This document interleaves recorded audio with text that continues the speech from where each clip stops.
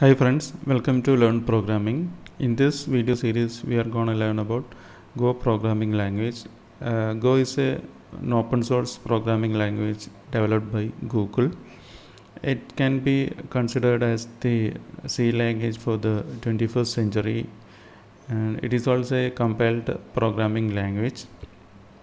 And this is the official website of Golang, and you can install the language to your local machine following this link and choose the operating system of your choice, and you can install the Go language to your machine.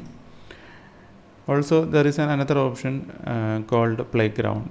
Playground is an online platform for Golang. You can write and execute code using a browser. You don't have to install anything locally. There is also option to share this code with other people. That is the main advantage of Go Playground. But there are some limitations as well, like you cannot directly interact with the file system, and some limitations are there with this Playground. But you can learn the enough basics using this Playground as well. So either you can download and install this to your local machine, or you can use the Playground to learn the Go language.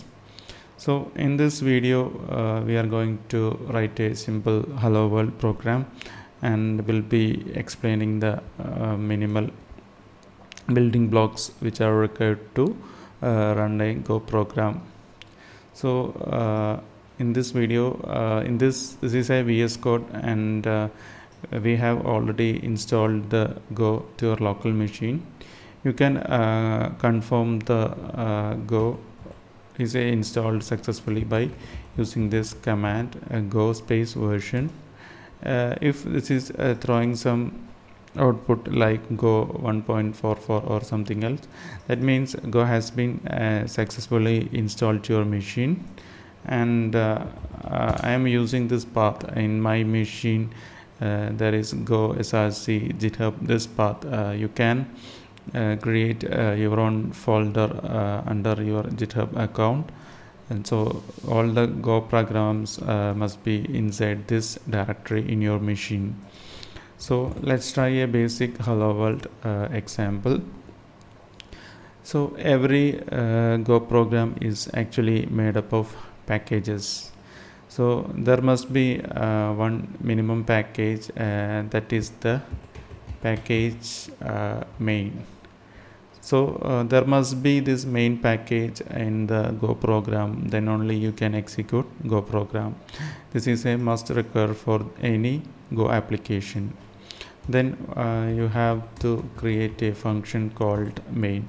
If you have programmed in C or Java, you will be familiar with this concept. Like every program starts inside the main function. So we have the package called main. There we have the main function. Inside this function body, you can write the code which can be executed locally. One thing you have to understand is the file extension for the Go file. It is .go. That must be the file extension required to execute the Go programs. You can actually use the run command inside the Go program to run the application, or you can take builds. Taking builds will be explained in later videos. And so let's try an hello world example. Here we are using a print function available in Go. So once you save this, the VS Code will automatically import a statement called fmt. This is actually also a package inside Go. Go actually provides many different packages for our different purposes in programming.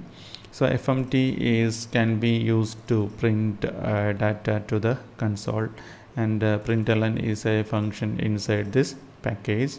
Here we are passing our message. In this example, our message will be hello world.